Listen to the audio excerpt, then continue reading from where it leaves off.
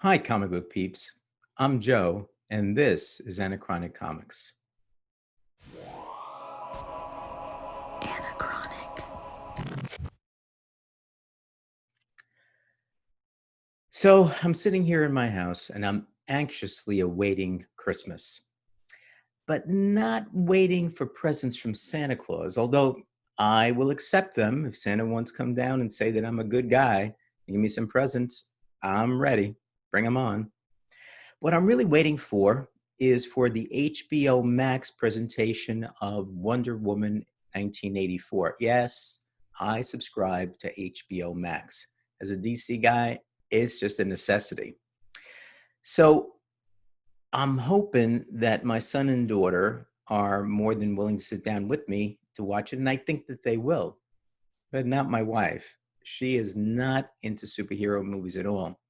Although my best friend and his wife, who are into superhero movies and TV shows, did convince her to go out with the three of us and to watch Shazam, which I thought was a great movie, was fun, a lot of action. It was cool. Did she like it? She gave me an eh. So I'm not looking to convince her to sit down and watch Wonder Woman 1984 with me and my son and daughter. But, that's the way it is. So as I contemplated watching Wonder Woman 1984, I started to think to myself, well, what is it that I should do? What should I do to prepare for it?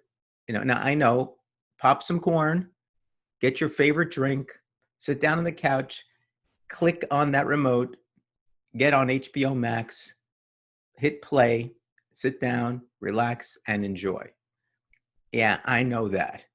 But I guess what I'm thinking about is there something, I guess, from an intellectual scenario, you know, or I don't know if it's intellectual or should I say comically do or something like that, if there is such a word, in order to prepare for this. So before the first Wonder Woman, I did read The Secret History of Wonder Woman by Jill Lepore. It was a book that was put out in 2015 that relayed the story of William Moulton Marston and the two women that he was involved with, uh-huh, and how he developed Wonder Woman, and how those two women had some, I guess, input or effect on his development of Wonder Woman. And right after I saw Wonder Woman, I did see the movie Professor Marston and the Wonder Women on Amazon Prime a number of years ago. I think I watched it in 2018. So I'm thinking, well, all right. So I did that. I read the recent Wonder Woman. I looked back on some of my old Wonder Woman comics and looked through them over the years and even recently, but it didn't seem like it was enough. And then it dawned on me what I should do to prepare for Wonder Woman 1984 is to rewatch the first Wonder Woman movie, which came out in 2017. So over 3 years have passed. And this is supposed to be some kind of a sequel, so it makes sense to watch the original, right? And so I did. I just finished watching the original, and all I can say is, wow. Now, it wasn't just good, it was very, very good. Now, I'm holding off on saying that it was great or the best ever, because as they say about beauty, it's in the eye of the beholder. And so some of you may think differently. But when I saw the movie again, although, I knew what the storyline was and I understood what was going to happen, I still went through kind of that emotional roller coaster that I went through the first time around. You almost get every emotion involved with this comic, from sadness all the way up to happy, super. And it was an engrossing movie. And the ending, although there was some sadness involved, was really uplifting with a definite moral that with the triumph of good, there needs to be sacrifice. Now, all good superhero movies have the moral of good defeats evil, but this went a lot further than that. Um, it lets you know that although you may defeat evil, evil will continue to exist. But I think the moral really is that man is imperfect, but the goodness of man, made in the likeness of a supreme being, and if you're Wonder Woman, you'd think it was Zeus, um, is deserving of salvation, protection, and forgiveness. Now, as you root for Diana and Steve, kind of I mean, you're looking at them, they're looking at each other, and you're rooting and saying, hey, come on, you guys, you got to say that you love each other and, kiss each other and whatever else.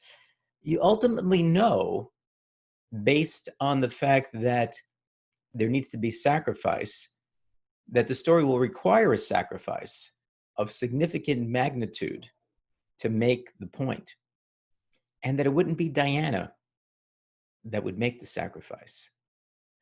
So I'm an emotional guy, and it must be the Italian blood that's running through my veins. And even though I knew the ending, I still got choked up.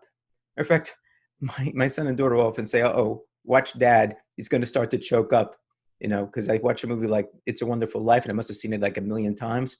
And at the end, I'm still getting choked up, starting to tear up. Well, this happened at the end of this movie too, for me. And so that's my barometer in saying that it's a really, really, really good movie. So in this video, I'm not giving away any of the particulars of the movie, just in case some of you out there haven't seen it yet. But sometime between now and Christmas, or between now and whenever you see Wonder Woman 1984, you should sit down in front of your big screen TV or small screen TV and watch the original Wonder Woman movie from 2017. In order to prep for Wonder Woman 1984, I think that's the best way to go. Well, that's it, guys. If you liked this video, please give me a thumbs up. Consider subscribing and hitting that alerts button so that you know when I upload a new video. So thanks for watching, and I'll see you soon.